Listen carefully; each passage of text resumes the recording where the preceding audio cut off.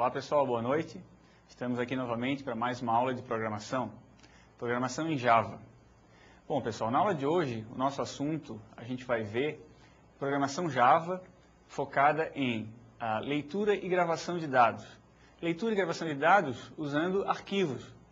Onde a gente vai armazenar esses dados, como é que a gente vai manipular esses dados. Bom, nas primeiras aulas da disciplina, a gente viu os conceitos de orientação a objeto. Vocês estão lembrados de herança, vocês estão lembrados de classes, objetos, de atributos, métodos, de polimorfismo, de interfaces. Todos esses são conceitos de programação orientada a objeto, que também é foco da nossa disciplina. Agora, nas aulas seguintes, nas três últimas aulas, para ser mais específico, a gente cai mais profundamente na programação Java, na linguagem Java. A gente está aprendendo, a gente está vendo como que a gente usa o Java para, utilizando os conceitos de orientação a objeto, desenvolver sistemas dentro desse paradigma. Então, a nossa aula de hoje ela vai ser focada em leitura e gravação de dados em arquivos. A gente tem, quando se fala em armazenamento de dados em arquivos, arquivos sequenciais e arquivos de texto. Nós vamos ver as classes que a gente usa para fazer a manipulação desses dados. Nós vamos estar vendo os métodos que essas classes oferecem, as APIs do Java, ou API do Java, quais as classes que ele disponibiliza para a gente fazer essa manipulação de dados. Eu vou chamar o professor Adriano para ele para dar as boas-vindas para vocês. Na aula passada, a gente viu a parte de interface gráfica, certo? A gente viu a parte de como colocar um botão, componentes de texto, componentes de escolha.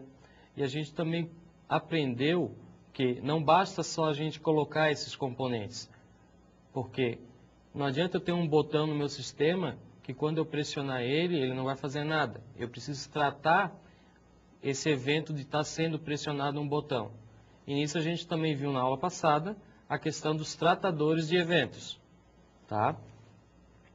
Um outro ponto que a gente também viu concluindo a aula passada foi a parte de gerenciadores de layout. Como que a gente distribui esses componentes, né, na minha interface. Na aula de hoje, como o professor Giliardi mesmo falou, a gente vai estar trabalhando com manipulação de arquivos, né? Um arquivo binário e arquivos não binários. Tá?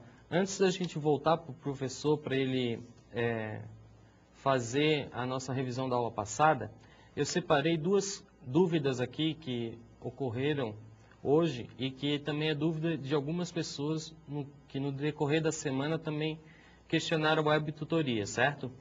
As duas questões é do aluno Arley, né? Santos Príncipe Costa. Na primeira ele pergunta o seguinte: caro professor, qual a diferença entre get e o set? Nos métodos, exemplo, setNotas e getMedia. Como saberia onde usá-los? Bom, o get e o set é um método, a gente utiliza método set quando a gente quer atribuir um valor a uma variável. E o método get quando a gente quer recuperar esse valor da variável ou de um atributo, né? Então, no seu caso, quando você fala o setNota, a gente vamos supor que tem um aluno. O aluno ele vai fazer a primeira prova e ele precisa ser armazenado em algum lugar a nota dessa sua primeira prova. Então a gente usa um método setNota para a gente atribuir, por exemplo, a um array a nota dessa primeira prova. Aí o aluno depois ele faz um trabalho, certo? Então ele tem uma outra nota.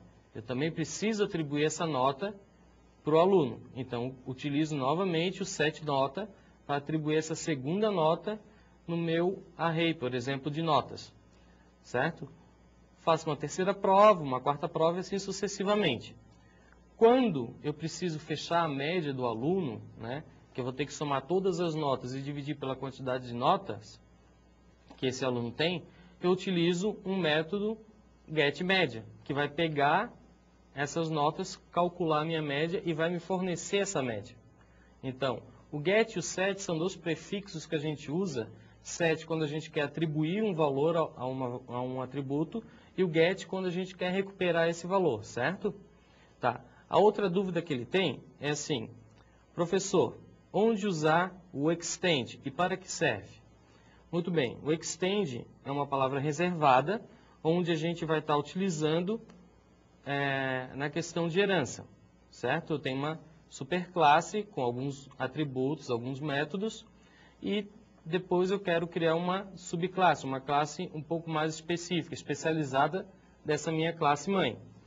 Aí eu vou utilizar a palavra extend, e essa palavra vai fazer a herança de todos os atributos e métodos dessa minha classe mãe para essa minha classe mais específica, né, que eu vou estar implementando. Um exemplo clássico a gente tem a classe pessoa, uma classe genérica, e depois, por uma circunstância, eu vou estar utilizando, vou precisar de uma classe funcionário. Então, na minha superclasse, eu posso ter um atributo nome, vou ter um setNome para setar esse nome, né, colocar o nome dessa pessoa, e posso ter um getNome para recuperar esse nome da pessoa, certo? Quando eu tenho um funcionário, o funcionário também tem nome. Então, eu herdo essa característica da minha classe pessoa para a classe funcionário. E atribuo alguma outra característica específica ou mais especializada dessa minha classe usuário. Logo, eu posso ter um método, por exemplo, um atributo, melhor dizendo, salário. Um funcionário tem um salário. Então, eu posso setar o valor do salário que ele vai receber no mês e posso recuperar também através do get e do set, certo? Um outro cuidado que eu gostaria de passar para vocês é que também tem várias pessoas questionando a web tutoria, né, e estão cometendo o erro que o Java ele é bem exigente nessa parte, que é a parte do case sensitive. Então, tomar cuidado com letras maiúsculas e minúsculas, que várias dúvidas que ainda estão ocorrendo na web tutoria estão ocorrendo devido a esse problema de case sensitive, ok? Vou voltar agora então para o professor Giliard para ele poder fazer o prosseguimento da nossa aula. É com você, professor. Legal, pessoal. Só fazendo mais um reforço, um pequeno reforço nessa questão dos gets e set.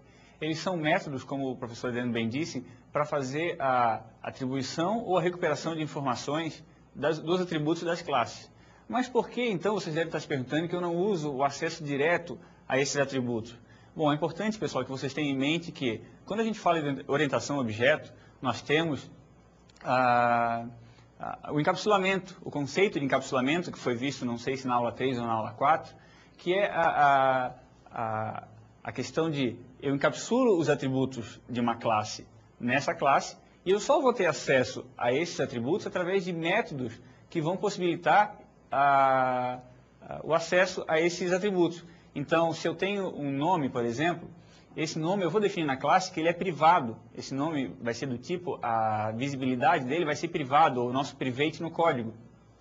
E para fazer a manipulação desse atributo, eu vou utilizar os métodos. Então, a gente convenciona do inglês get e set, que seria obter e atribuir, os métodos para fazer o atributo genérico, a manipulação genérica, que seria setar e recuperar os valores desses atributos. Então, o get e o set eles estão mais ligados também à questão de encapsulamento, respeitar a visibilidade ou a acessibilidade das classes, entre classes, aos métodos, aos atributos de uma determinada classe. Agora, pessoal, a gente vai, antes de entrar no assunto da aula de hoje, fazer uma pequena revisão do assunto visto na última aula, que foi interface gráfica. Na última aula, então, vendo interface gráfica, a gente falou que, quando programamos em Pascal, a gente tinha uma interface muito rudimentar. Era uma interface com poucos recursos para os usuários. Então, os nossos usuários de programas de computador que nós desenvolvemos, eles tinham poucos recursos. E, além disso, essas interfaces para os programadores eram muito difíceis de implementar. Até mostrei essa interface para vocês, feita em Pascal, de um pequeno relatório para mostrar um histórico de notas de um aluno com uma média. Para fazer em Pascal, ele toma um pouco mais de trabalho e não fica uma visibilidade muito agradável para o usuário. Então, a gente tem a questão de dificuldade.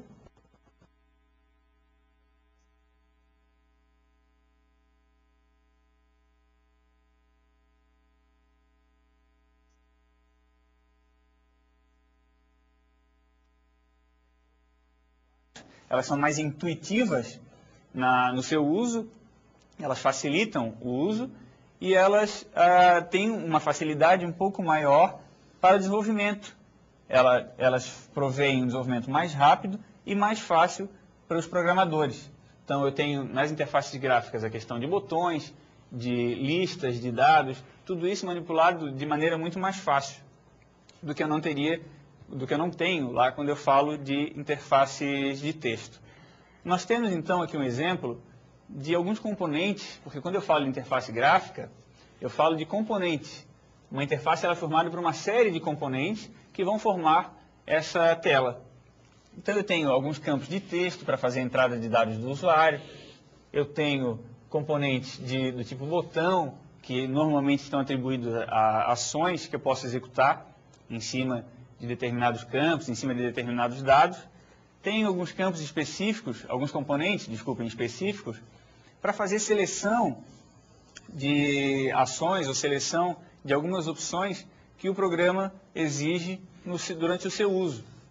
Então, eu tenho lá o botão do tipo Radio, o botão do tipo Combo Box, os meus componentes de lista, tudo isso são componentes das interfaces gráficas. Então, os botões, os campos de entrada de dados, tenho as listas e os campos de seleção para fazer uma manipulação mais fácil das minhas interfaces. Aí nós vimos, então, também que os componentes, que são esses integrantes, essas entidades que formam as minhas interfaces gráficas, elas geram eventos. As ações desses componentes, quando eu clico num botão, por exemplo, que é uma ação, ela gera um evento. E esse evento, se eu não tratá-lo dentro do meu sistema, ele simplesmente não vai executar absolutamente ação nenhuma, eu não vou ter nenhuma resposta do programa para isso. Então, o programa vai precisar tratar esses eventos para executar uma determinada tarefa. E aí, como é que eu faço isso em Java? Bom, um exemplinho. Eu tenho um botão, esse exemplo está na apostila de vocês, que é o exemplo de um simples botão, da classe JButton. Esse botão, para implementar, para tratar os eventos que esse botão gera, eu tenho uma classe chamada ActionListener. Essa classe é ela que ouve os eventos que são gerados por esse componente. Então, se a gente tem uma classe que vai tratar os eventos, é hora de a gente fazer uma reflexão. A gente fez essa reflexão na aula passada. Qual é a reflexão? A reflexão é a seguinte: se todos os componentes, ou a maioria dos componentes, alguns componentes geram ações, geram eventos para serem tratados, a gente pode definir que esse comportamento vai ser uma interface, mas não uma interface tela, uma interface do conceito de orientação objeto mesmo, onde eu alinho uma série de comportamentos que devem ser executados por determinadas classes e crio as classes que vão implementar esses comportamentos. Então, a ActionListener, ela é uma classe que vai tratar esses eventos, implementando o conceito de interface. Desculpa, a ActionListener é uma interface que vai definir os comportamentos que as classes vão ter que implementar para tratar os eventos de um botão. Um exemplo de uma classe tratadora de evento. Primeira coisa, eu faço os imports, eu trago essas classes para dentro do meu sistema para que eu possa utilizá-las. Aí eu tenho a ActionListener, que é uma interface, tenho a ActionEvent, que vai levar o evento, o tipo de evento que o componente disparou. E aí eu vou implementar a minha classe, eu vou chamar de evento do botão, que implementa a interface ActionListener. Então vejam, a minha classe implementando uma interface, a nossa reflexão. A implementação dos métodos da interface tem que ser feita obrigatoriamente dentro dessa classe, como a gente viu lá na aula 3. Então eu tenho o método ActionPerformed, que vai definir o que o botão o que o programa vai fazer quando eu clicar nesse botão. Então, nesse caso, nossa classe tratadora de eventos chamada evento do botão, quando eu clico no botão, eu faço uma escrita em tela, no nosso system.out.println, e eu escrevo simplesmente que o botão foi clicado. Esse método, então, implementa, é o método da classe tratadora de evento, que vai fazer a ação, vai executar a ação associada ao meu botão. Tudo bem, aquela então é a nossa classe tratadora de evento. Agora eu tenho a classe que vai executar, que vai fazer esse teste, uma classe principal, que eu chamei de teste botão. Está lá na página 64 da apostila. Essa classe vai sair executando e ela vai ser executada para testar a minha classe tratadora de evento. Primeira coisa que eu faço nela é criar um frame. Um frame são as nossas telas, são as nossas janelas dos programas. Então eu crio um frame chamado minha tela, da classe JFrame, e crio um botão. Percebam que eu crio o botão, faço a associação do rótulo que esse botão vai ter, eu passo isso como parâmetro no construtor dessa classe, e aí eu adiciono o botão à tela do meu programa. Eu faço simplesmente a associação do botão. Só que até aí eu tenho uma tela e tenho um botão. Só que esse botão até então não faz nada. Agora ele vai fazer. Por quê? Eu estou criando um listener ou um tratador para esse evento, que é o clique do botão. Eu estou criando uma variável que é do tipo interface action listener, que vai receber um new evento do botão. Eu estou instanciando uma classe evento do botão, que eu implementei lá, e em seguida eu faço a associação. Nessa segunda linha, eu adiciono esse listener que eu criei na linha anterior, eu adiciono ele ao botão. Então agora eu não tenho simplesmente o botão. Até aqui, pessoal, eu só tenho o botão e se eu clicar ele não vai executar absolutamente nada. Quando eu chego nessa linha, eu adiciono a ação ao botão. Então, a partir daqui, sim, o botão tem vida. Quando eu clicar nesse botão, ele vai executar a ação definida lá no método que a gente viu no slide anterior. Aqui uma questão de tela, eu defino o tamanho da janela, 100 por 60, e defino uma questão de controle dessa janela para executar uma determinada ação, uma ação padrão, uma ação default, quando eu fecho a janela. Até aí eu criei todos os componentes, criei a minha tela, mas não mostrei para o usuário. Agora eu vou mostrar. Eu chamo o método setVisible e passo como parâmetro verdadeiro, ou true. E aí essa tela é mostrada para mim e eu faço o clique no botão executando aquela ação que a gente viu.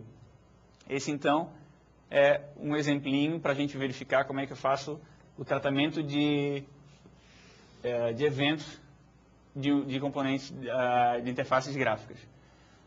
Agora a gente vai falar um pouquinho, relembrar um pouquinho os componentes de texto. A gente tem vários tipos de componentes, botões, listas, etc. E temos componentes de texto. Para fazer o uso dos componentes de texto, da mesma forma nós temos que importar as classes, assim como as tratadoras de evento, as classes correspondentes aos eventos de botão. A nossa classe exemplo, ela começa criando uma janela, um frame, definindo aquela questão de controle, para que seja executada uma ação padrão quando eu fecho essa janela. E aí eu começo a criar os meus componentes. Esse exemplo ele tem uma peculiaridade que vocês podem acompanhar na página 66 da apostila, que ele está criando a classe tratadora de evento dentro da própria classe teste. Então eu não estou precisando criar uma classe adicional só para tratar os eventos. É mais fácil criar simplesmente uma classe pequena dentro do próprio código lá que vocês têm do exemplo na apostila para fazer o teste de componentes de texto. Quando eu tenho uma classe dentro da outra, para acessar os atributos da classe maior, da classe principal, eu tenho que definir os atributos como do tipo final. Então, os componentes que vão ser acessados, como a área de texto, que eu estou definindo aqui, crio, já defino um tamanho para ela, e o meu rótulo, aliás, o rótulo e o meu campo de texto, entrada de texto, eu defino elas como final, e eu vou ter acesso da subclasse na classe maior, na classe principal. Então eu crio a minha área de texto, que são aqueles campos grandes que permitem mais de uma linha para o usuário digitar. E aí eu faço uma atribuição, eu digo para essa classe que ela vai ser, para esse componente que ela vai ser, não pode ser alterada. Eu seto como não editável, passo falso nesse parâmetro, e aí eu vou usar esse componente só para fazer a exibição de dados na tela. Em seguida eu crio um rótulo para fazer a instrução do usuário, para facilitar o entendimento dos dados que estão na tela para o usuário. Já passo como parâmetro um texto inicial. E aí crio também um campo de texto. Esses campos de texto são os mais comuns para a entrada de texto dos usuários, o nosso famoso JTextField. Passo como parâmetro um tamanho inicial, quantos caracteres vão caber nesse campo. E aí, na continuação do código, a classe que vai fazer o tratamento dos eventos. Eu vou chamar essa classe de calcular_listener e ela vai implementar, ó, aqui ó, nossa reflexão, ela vai implementar a interface actionListener.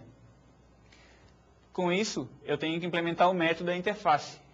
A interface define que esse método está dentro dos métodos de assinatura que as classes têm que implementar, então eu estou implementando, dizendo o que vai acontecer quando eu clicar, quando eu executar essa ação. Então eu faço uma atribuição, uma série de atribuição que nós vimos na aula passada, para somar cada vez mais o que eu for digitando e mostrando nos componentes de texto, ou no componente de texto, do tipo área de texto, da interface do usuário. Eu faço conversões do tipo texto para do tipo double, para poder fazer a soma, e assim por diante. E aí chega o momento de eu criar, então, o nosso listener, que vai instanciar uma classe do tipo calcular_listener para tratar os eventos gerados pelo botão. Então, o meu botão vai adicionar essa classe, ou esse listener, para poder entender, para poder executar, fazer a execução dos eventos. Crio um painel, o painel nada mais é do que um agrupador na tela de diversos componentes, e aí adiciono todos aqueles componentes que eu criei anteriormente. Adiciono o botão, adiciono o campo de texto, adiciono os meus rótulos e adiciono a área de texto. Estou fazendo adição ao painel. E depois eu adiciono o painel à minha tela, com esses comandos logo na sequência. E mostro para o usuário a tela. Então, quando eu começar a executar esse programa, ele vai fazer todas essas ações e no final mostra a tela para o usuário fazendo a soma de um campo de texto. Faço a criação, adiciono os componentes ao painel, adiciono o painel à janela e aí mostra a janela. Então, os componentes de interfaces gráficas são diversos tipos. Nós temos componentes de escolha também, que são os componentes que auxiliam os usuários quando eles precisam escolher uma determinada opção. Então, quando eu quero escolher algumas opções, eu tenho alguns componentes para facilitar isso. Digamos que eu tenho uma calculadora, e aí numa calculadora eu tenho algumas ações a serem executadas, como somar, subtrair, multiplicar e assim por diante. Eu não tenho como fazer tudo ao mesmo tempo, eu posso fazer uma a uma. Então, quando eu não posso fazer mais de uma ação ao mesmo tempo, eu utilizo o componente do tipo JRadianButton. Esse componente ele faz com que eu possa escolher, dentre várias opções, uma somente. Com isso eu tenho controle, o usuário não consegue errar nessa escolha. Ele vai fazer uma escolha simplesmente, e aí eu trato essa escolha como? Eu faço um if, acabei riscando aqui, vai atrapalhar um pouquinho a leitura. Eu faço um if, e aí eu verifico se o botão que eu faço uma varredura nesses botões, né? E verifico se ele está selecionado, se ele foi selecionado. E aí, se ele foi selecionado, eu trato da maneira que eu quiser. Tenho também o botão JCheckBox. O JCheckBox já tem um comportamento um pouco diferente. Quando eu preciso que o usuário escolha mais de uma ação ou mais de uma opção na interface gráfica. Se eu tenho lá, por exemplo, uma calculadora e eu quero exibir as operações básicas e as operações científicas, eu marco as operações básicas e marco também as operações científicas. E aí, com isso, eu posso fazer um controle da minha interface, das minhas ações dessa interface, para que o meu programa execute aquilo que eu necessito. Como é que eu faço o tratamento? Também com o if. Eu verifico em cada componente se ele foi selecionado ou não. Eu uso o mesmo método do componente anterior, se ele foi selecionado, isSelected. Tenho também o JComboBox. O JComboBox, ele também é para a escolha de uma opção apenas, mas eu tenho uma lista, eu posso exibir, isso é normalmente quando a gente tem muita opção, é mais para organizar em tela. Se eu tenho várias opções que eu posso disponibilizar para o meu usuário selecionar, e eu quero que apenas uma seja selecionada, como nesse caso aqui o somar foi selecionado, eu utilizo o botão do tipo JComboBox. Para fazer o tratamento do que foi retornado por esse botão, eu declaro uma variável do tipo string, nesse caso eu chamei de operação selecionada, porque eu tenho operações dispostas para o usuário, para que ele faça a escolha, e aí eu retorno do componente, que nesse caso tem o nome de combo operação, eu retorno uma string com o método getSelectedItem, eu retorno o item selecionado. Eu faço um typecastzinho aqui, uma conversão, para dizer que eu estou mandando uma string para uma string. Considerem essas duas linhas como se fossem uma só, por questão de tamanho de tela eu não consigo colocá-la aqui do lado. Mas eu retorno então o que esse método traz para a variável operação selecionada. E em cima desse valor eu consigo verificar qual a opção que foi selecionada pelo usuário, ou qual ação que ele deve fazer, e assim por diante. Tratamento que eu tenho que dar para aquelas ações que o componente tende a controlar. Então esse foi o resumo, pessoal, da nossa aula passada. Em cima dessa aula deve ter surgido algumas dúvidas, e aí nesse sentido, então vou passar a palavra ao professor Adriano para fazer esclarecimentos para a gente. Então, pessoal, para esse momento aqui, vou aproveitar, separei mais uma dúvida de um aluno, o aluno Osório Barros Santos. Ele pergunta assim: qual a diferença entre os dois estados do JCheckBox? Ou seja, o checked e o unchecked. Veja bem, vamos supor que a gente tem um cadastro, tá? No seu cadastro vai ter, por exemplo, nome, idade, endereço, telefone, e mais no final você quer saber se aspectos ou curiosidades ou assuntos interessantes que a pessoa gostaria de estar recebendo informações, né? Ou você gostaria de estar sabendo que tipo de assuntos a pessoa que está preenchendo o cadastro gosta.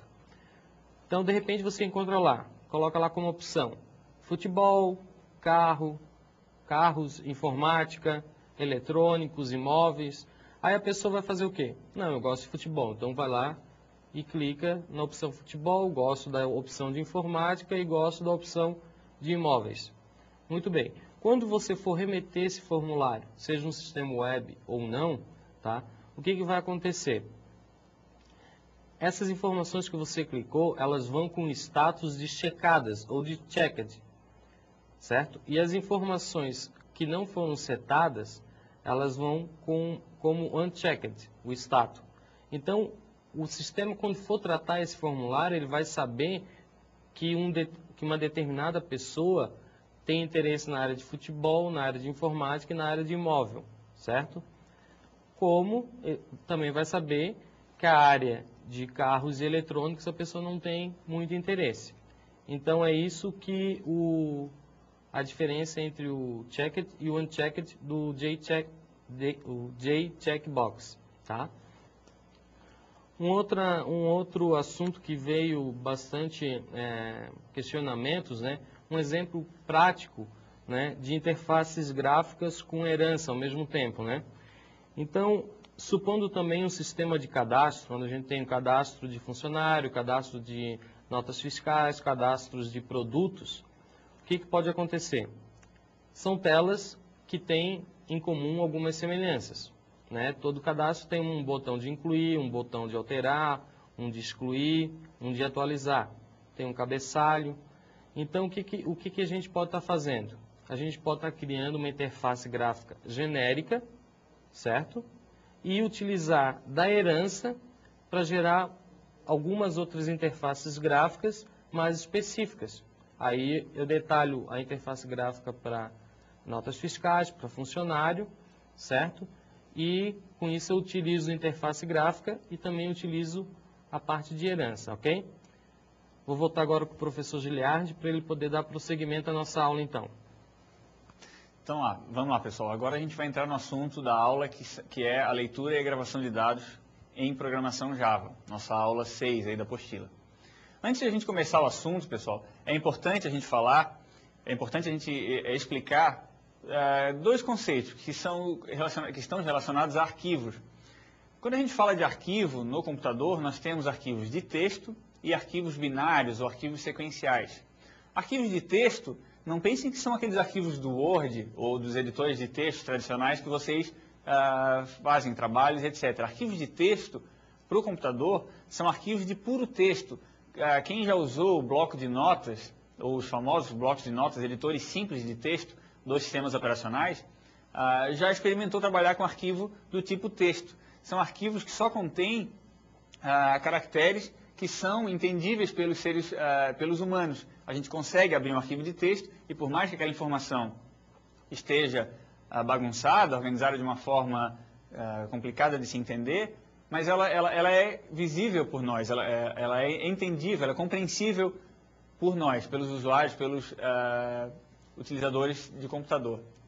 E os arquivos sequenciais ou arquivos binários são arquivos que eles são utilizados para armazenar informação de máquina mesmo, informação binária, que a gente não consegue entender. Então, se a gente abrir um arquivo desse para tentar entender o conteúdo, por mais que apareça uma letra ou outra, um caractere ou outro que a gente já viu ou entenda, o conteúdo para a gente ele é incompreensível, porque ele tem um formato específico. Então, só exemplificando para vocês, o que a gente tem de arquivo texto comumente trabalhando aí com o computador são os nossos .txt, os HTML, que são os arquivos de página de internet, XML, formatos também de intercâmbio de dados, os nossos códigos fontes que nós implementamos em Pascal, em Java. Então, todos esses, pessoal, são arquivos de texto. Eu posso abri-los em editores de texto bem simples e eu consigo entender o conteúdo. E os arquivos binários? Bom, os arquivos binários são as fotos ou imagens que nós temos no computador, como as do tipo JPG. Os arquivos exe, que são os executáveis do computador, eles também são em formato binário.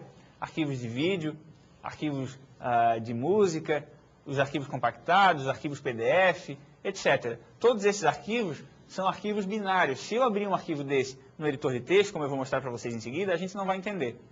Aqui eu tenho um exemplo de um programa, de um arquivo texto aberto no bloco de notas, lá do computador.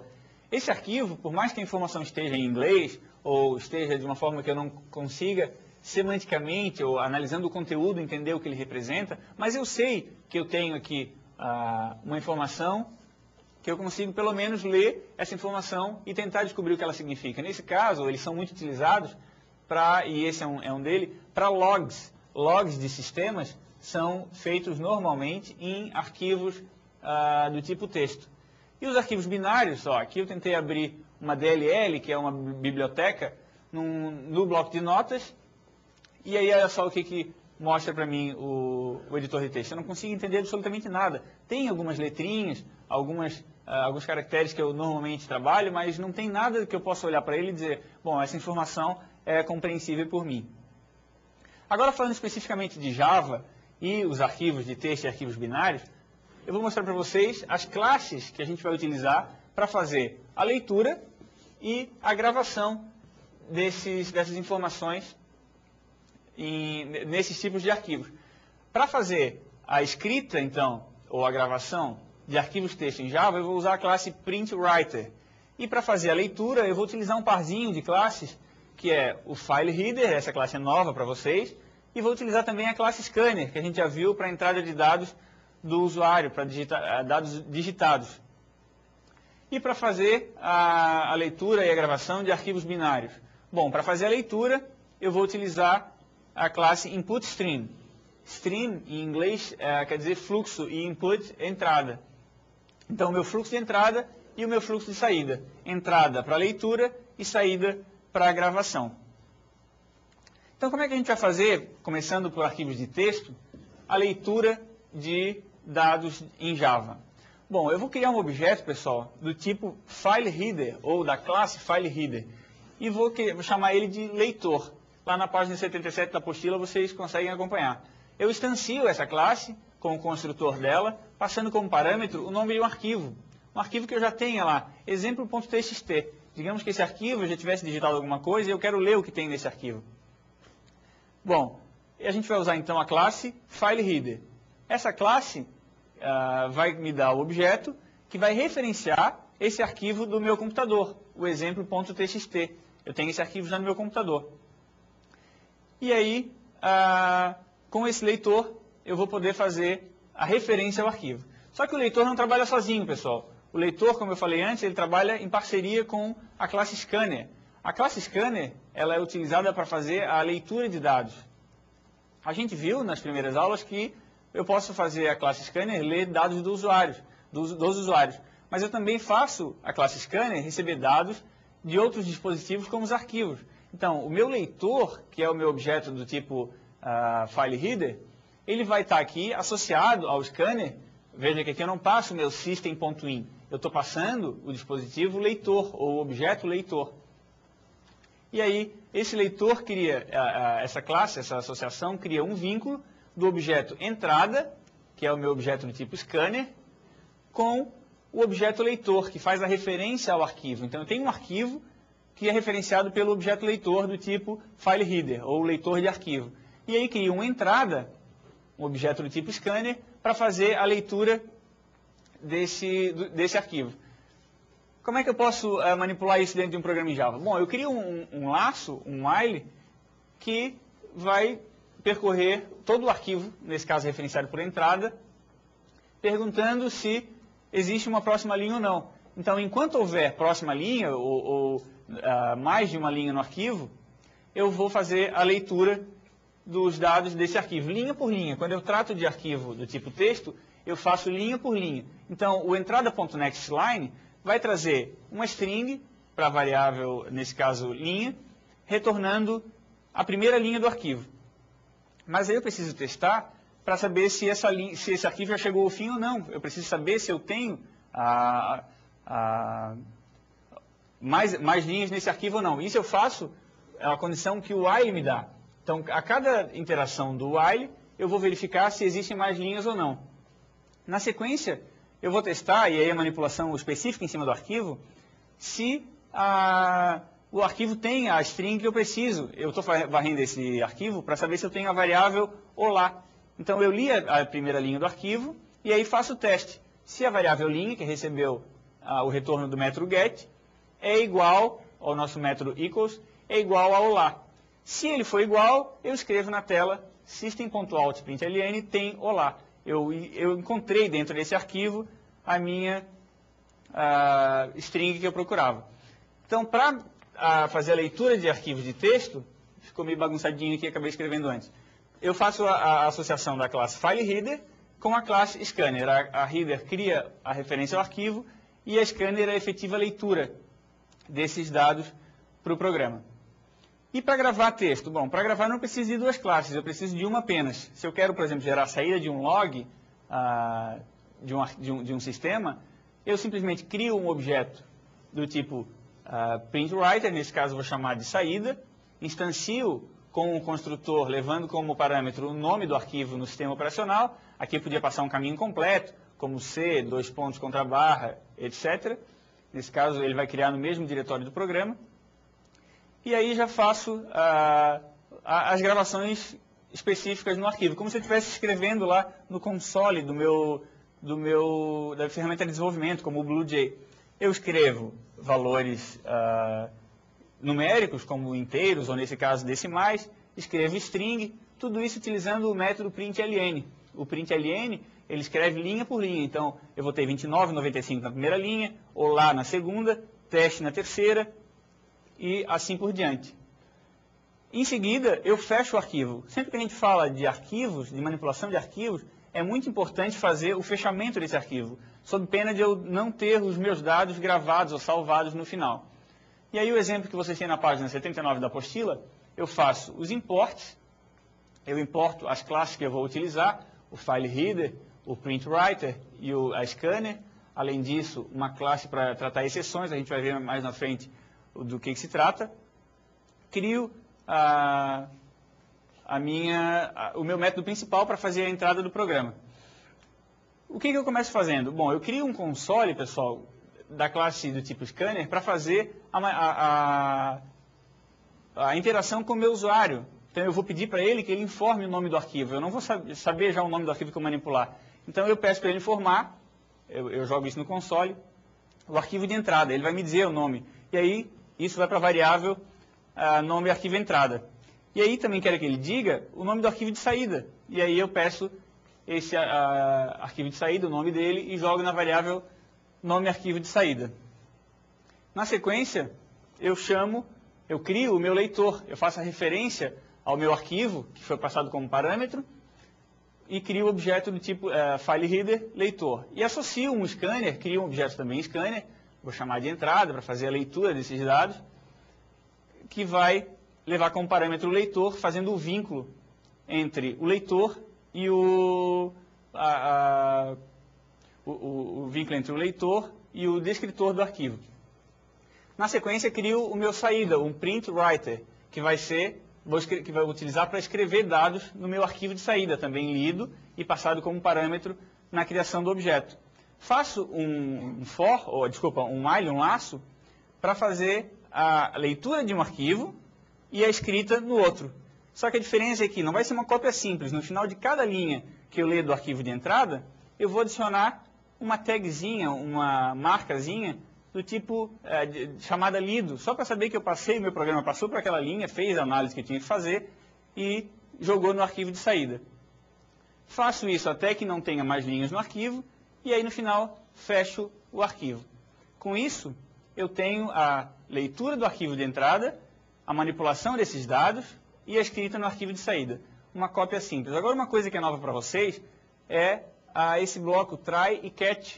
Isso aqui, até então a gente não viu, é específico também do Java, é muito utilizado em Java, o tratamento de exceções, e é um recurso que não é exclusivo da linguagem Java, mas que é muito bem tratada dentro da linguagem. Aqui uma informaçãozinha importante. Na apostila vocês têm isso aqui escrito de maneira diferente. Se não me engano está system.saída. E o correto é system.out. Um pequeno erro de digitação. Então, falando um pouco sobre o tratamento de exceções, ou o que são exceções para um sistema computacional, toda exceção ela representa uma não conformidade do fluxo do programa. Então, quando eu tenho uma exceção no meu sistema, é porque o meu fluxo de execução do programa foi quebrado. Eu tenho definido pelo programador que o programa vai executar determinadas ações. Se um determinado comando ocorre um erro, ocorre uma exceção, uma não conformidade daquilo que eu planejei, isso tem que ser tratado pelo programador para que não venha a gerar problemas na execução do software. Então, para fazer o tratamento de exceções em Java, eu utilizo o bloco try, e aí abro e fecho esse cara, e catch, que vai, dentro do catch, fazer o tratamento do erro ocorrido. Então, sempre que eu tiver uma exceção gerada dentro do bloco try, eu vou tratar ela, seja mandando uma mensagem para o usuário, ou fazendo alguma ação específica, dentro do bloco catch, passando aqui sempre parâmetro uma exceção. E aí tem um bloco opcional, isso não é obrigatório, que ele vai ser sempre executado. Então, se eu tenho tudo que é feito dentro do try, nesse ponto, são os comandos que eu vou executar e que podem ocorrer erros. Quando ocorrerem erros, ou se ocorrerem erros, eu venho automaticamente para o bloco catch. E aqui eu faço o tratamento desse erro. Só que se além disso eu quiser que, mesmo não ocorrendo erro, ele faça uma sinalização do comando, eu venho para o bloco finally, e aí nesse bloco eu fecho a execução do meu programa. Agora a gente está recebendo, pessoal, aqui no estúdio, a grata visita do professor Luca, que tem um recadinho para passar para vocês. Obrigado, professor Giliardi. Olá a todos, é um prazer estar com vocês novamente. O motivo de eu estar aqui hoje é especificamente para falar um pouquinho sobre a disciplina Prática em Programação de Sistemas. Já está disponível lá no portal educacional 4 materiais. Né? Esses materiais são o quê? Os 2 estudos de caso e também 2 roteiros de trabalho. 2 estudos de caso de que sentido? Um é estudo de caso em Java, programação Java, e outro estudo de caso em Pascal. Roteiro de trabalho também, um em Pascal e outro em Java. Qual é a atividade que vocês devem desenvolver? Basicamente, vocês têm que pegar o estudo de caso, compreender aquela situação, problema ou aquele enunciado. A partir dessa compreensão, vocês devem entender o código-fonte que foi construído como solução computacional daquele programa, construído pelo professor. E a partir desse código-fonte, vocês até proporem novas melhorias. Ou seja, compreender a situação-problema, testar o código-fonte e propor uma melhoria ou uma nova solução a partir desse estudo que vocês fizeram. Isso vocês devem fazer tanto no estudo de caso de Pascal quanto no estudo de caso em Java. Muito bem, para que vão servir os estudos de caso? Eles servem como base para vocês desenvolverem os roteiros de trabalho. O que será o roteiro de trabalho?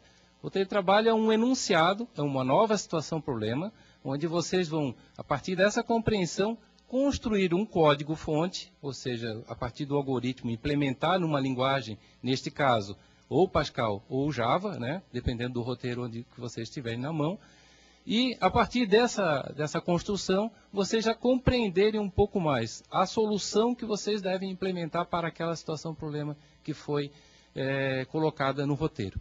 Então, roteiro de trabalho e estudo de caso são os dois instrumentos que vocês vão ter, um para Java, outro para Pascal. O que vocês devem fazer, então, a partir desses estudos? Vocês devem fazer uma preparação pessoal para a avaliação, que vai ocorrer dia 13 de fevereiro. Dia 13 de fevereiro nós teremos duas provas. Uma prova com 10 questões para avaliação em programação Pascal e outra 10 questões para avaliar a programação em Java. Notem lá naquele documento que está também em material complementar da disciplina prática em programação, está lá disponível no portal educacional, que vocês devem ler com cuidado as orientações, porque vai ser avaliado não só o conteúdo dos estudos de caso e dos roteiros de trabalho, mas também o conteúdo das disciplinas da área de programação que vocês já viram ao longo do primeiro e segundo período do curso. Lembre-se também, essa disciplina prática e programação ela é essencial para vocês, ao concluírem todas as disciplinas do curso, do segundo período, vocês terem direito ao certificado de programação em sistemas. Ok? Muito bem, leiam com cuidado então essas orientações e a partir de segunda-feira os webtutores passarão a responder as dúvidas que vocês tiverem sobre o enunciado, sobre o roteiro, sobre os procedimentos. E aí vocês façam essas atividades usando o computador, preferencialmente computador pessoal, computador de vocês. Claro que se o centro associado dispor de um laboratório, se no seu local de trabalho você tiver um computador, ótimo, mas procurem ter o seu próprio computador pessoal para praticar, porque essa prática em programação ela é essencial ao longo de todo o curso, não só para essa disciplina específica, mas em todas as disciplinas, como o professor Giliardi está colocando aqui. Desenvolver a programação significa praticar, todos os dias. Ok? Um grande abraço, professor Giliardi, obrigado pelo espaço e fiquem novamente com a aula. Obrigado, Luca. Então, pessoal, esse recado que o Luca deu é muito importante. A materialização do aprendizado de programação vai ser feito por vocês, vocês vão conseguir essa materialização principalmente com esse trabalho, com a prática em programação, com o desenvolvimento desse roteiro de trabalho. Agora vamos voltar para a nossa aula. Só voltando rapidamente, pessoal, na questão de exceções, só exemplificando para vocês, quando que normalmente ocorrem exceções com I/O, que seria entrada e saída. Quando a gente referencia naqueles parâmetros um arquivo que não existe, que ele não é encontrado, isso gera uma exceção que tem que ser tratada. Quando a gente tem a referência a um arquivo que não tem permissão adequada para tratamento, esse arquivo também gera, essa ação também gera uma exceção. Ou quando eu tenho, por exemplo, um disco cheio, vou gravar dados em um arquivo, e eu tenho disco cheio, e eu vou gerar uma exceção no meu programa que tem que ser tratado. Agora nós vimos, primeiramente, então, a manipulação de dados em arquivos texto. Agora a gente vai ver rapidamente em arquivos binários, até porque a leitura e a gravação de dados em arquivos binários ela não é tão importante quanto a de texto, porque os arquivos binários eles são utilizados quando normalmente eu quero armazenar dados. Só que hoje em dia, vocês estão vendo isso em banco de dados, eu tenho os meus SGBDs, os meus sistemas de gerenciamento de banco de dados, que fazem esse armazenamento. Então, a manipulação de arquivos binários, ela se dá com outro foco um pouco menos utilizado. Mas é importante a gente ver, então vamos verificar como é que funciona isso em Java. Eu tenho basicamente duas classes para fazer essa manipulação. A file input_stream e a file output_stream. Input para fazer a entrada ou a leitura e output para fazer a saída. Então, se eu tenho lá um arquivo entrada.dat, por exemplo, e um saída.dat, e eu quero fazer a cópia de um para outro, eu referencio, passando como parâmetro nos construtores de cada tipo de objeto, crio um stream de entrada e crio um stream de saída. Um vai representar o arquivo que eu vou ler, o outro arquivo que eu vou escrever. Na sequência, eu faço também trabalho com um laço, com um while. Esse laço vai fazer o quê? Vai ler do arquivo de entrada. Como é que eu leio? Bom, esse é bem simples. Ó. Eu faço um stream de entrada, que é o objeto do tipo file input_stream, .read. Esse read vai retornar o quê? Vai retornar um byte, lembra? São arquivos binários, então eu vou ter um byte sendo retornado. E eu vou jogar isso numa variável do tipo inteiro. Um byte cabe dentro do inteiro, então eu vou jogar isso dentro de uma variável do tipo byte. Como é que eu sei quando termina? Bom, o arquivo binário não tem linha, então, para saber quando esse arquivo termina, eu verifico se o byte retornado é igual a -1. Quando esse byte retornado é igual a -1, isso significa que é o fim do arquivo, e aí eu não faço a escrita, só faço a atribuição a uma variável lógica, definida antes aqui como fim verdadeiro, e aí esse laço não é mais atendida a condição dele de execução, ele sai do laço. Mas se não for fim, eu vou fazer a escrita do arquivo. Então, eu leio do arquivo entrada e gravo no arquivo de saída. Agora, quando a gente fala também de arquivos binários, vocês viram que é um pouco mais simples, mas tem um conceito importante que é o acesso aleatório. Em arquivos texto eu não tenho acesso aleatório, mas em arquivos binários eu tenho acesso aleatório, que é o quê? Eu posicionar a minha leitura aleatoriamente dentro do arquivo. Lá no arquivo texto eu tenho que ler linha por linha do arquivo. Isso pode ser oneroso para o desempenho do sistema. Então lá na página 81 vocês têm uma classe para fazer o tratamento aleatório de leitura e gravação em arquivos binários. Como é que eu utilizo? Bom, eu defino uma classe do tipo Random Access File e aí passo o nome do arquivo como parâmetro. Além do nome, no construtor eu vou passar também um parâmetro para definir o tipo de acesso. Nesse caso estou passando RW. O que quer dizer? Bom, eu tenho dois tipos de acesso.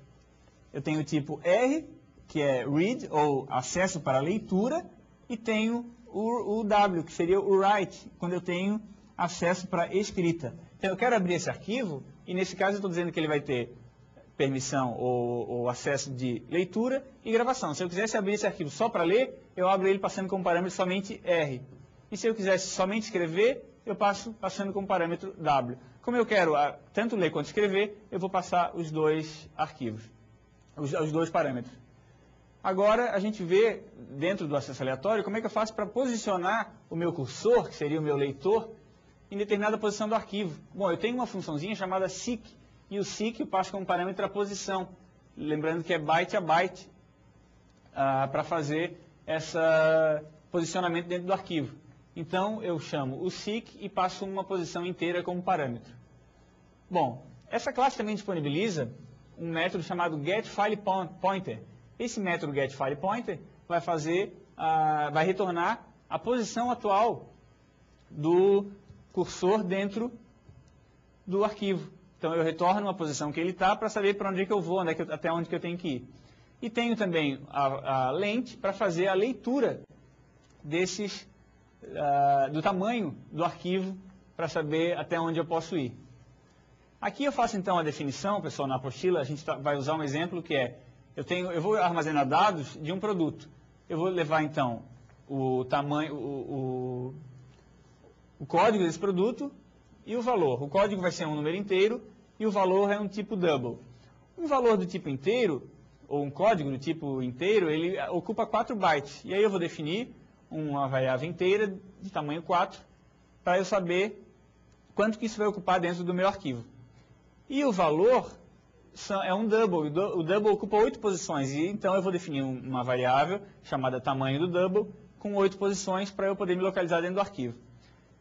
A associação do código do produto com o valor vai me dar o registro que eu vou armazenar de cada produto. E aí essa associação precisa ter um tamanho também. Esse registro vai ter um tamanho. Esse tamanho vai ser formado pelo código do produto mais o valor. E aí isso é igual ao registro. E aí eu tenho as minhas funções que vão manipular esses dados. Como? Bom, eu tenho o getValorProduto, que vai fazer a leitura de um produto. Eu vou ler um registro, saber a posição que ele está. Vou passar como parâmetro, se for o meu produto 3, por exemplo. E vou posicionar o meu cursor na posição específica. Bom, como é que eu vou saber a posição desse arquivo, pessoal? Eu vou calcular essa posição. Como é que funciona o cálculo dessa posição? Eu tenho o tamanho do registro, certo? Para saber exatamente aonde no arquivo que eu tenho que ir, eu vou multiplicar a minha posição pelo tamanho desse registro. Então, se eu tenho lá o registro 3, usando essa tabelinha como exemplo, o registro 3, que seria a posição 3, e sabendo que o tamanho do registro é 12, que seria o meu 8 mais 4, né, o double e o inteiro, eu tenho 12 vezes 3, e aí eu vou ter 36. Lembrando que o primeiro registro tem valor 0, o segundo valor 1, e o terceiro valor 2. Então, para fazer o posicionamento, eu vou multiplicar o meu 3 por 12, e aí eu vou ter o 36. E aí eu vou lá e posiciono no meu 36 para fazer o posicionamento correto dentro do arquivo lógico, do arquivo binário, e fazer a leitura desse dado. Como é que eu vou fazer a leitura? Bom, eu leio um inteiro para fazer a leitura do código e leio um double para fazer a leitura do valor do produto. Com isso, então, pessoal, a gente tem a manipulação de arquivos binários. Como eu falei para vocês, manipular arquivos binários para armazenar dados é pouco utilizado. Nós temos hoje em dia os nossos bancos de dados que oferecem uma série de funcionalidades, de facilidades para armazenar, manipular dados, etc. Bom, mas eu posso utilizar arquivos binários para outras opções, para outros tipos de acesso, para outras funções, como manipular vídeo, etc., para fazer cópia. E aí, com isso, eu tenho uma manipulação fácil com duas funções, que é a File Input Stream, a File Output Stream, que vai fazer acesso à leitura e acesso para a gravação. Então, o conteúdo da nossa aula era esse, a manipulação de arquivos. Se atenham a arquivos do tipo texto. Não se atenham somente, mas principalmente a arquivos textos, que vão ser mais utilizados, o uso é um pouco mais complicado. Arquivos binários são mais simples e, apesar de precisar, de necessitar a atenção de vocês, não é um assunto tão complicado. Essa questão de posicionamento do arquivo ou não, para fazer armazenamento de dados, é pouco utilizada, mas se vocês quiserem se aprofundar, a apostila está aí, existe material complementar, pesquisas na internet e etc. O assunto da nossa aula, então, de hoje era esse, pessoal. A gente vai ficando por aqui e vamos deixar com vocês o gabarito. Até a próxima.